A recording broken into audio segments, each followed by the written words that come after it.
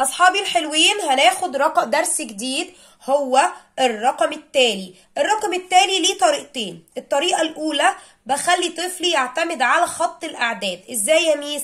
أنا عايزة الرقم التالي الرقم 5 هيرسم لنفسه خط الأعداد اللي الأرقام فيها بتبتدي صغيرة وتكبر تكبر تكبر تكبر تكبر. رقم 5 أهو، اللي بعديه 6. طب رقم 6 أهو، اللي بعديه 7. رقم 3 اهو، اللي بعديه 4. دي الطريقة الأولانية. طبعا بعد فترة أنا بسحب خط الأعداد خالص عشان أخلي طفلي يعتمد على نفسه. طيب الطريقة التانية إني أخليه يقرأ الرقم ويطلعه على إيده ويزود عليه 1. دي إيه؟ 4. طلع 4 زود عليها 1، عدهم 5. ممكن تكون طريقة الأصعب شوية، بس العدد التالي لفئة كبيرة من الأطفال بتبقى مشكلة.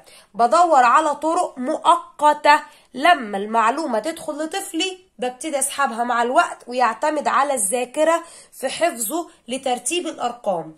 بعد 9 يطلع 9 ويزود 10. هيطلع 17 يا ميس؟ لأ، هيطلع الرقم الأولاني من العدد، يعني 7 هيطلعها على ايده ويزود عليها 1 هتبقى 8، وينزل العشرات او الواحد التاني في الوقت ده لسه مش عارف عشرات، يطلع 6 يزود 1 هتبقى 7.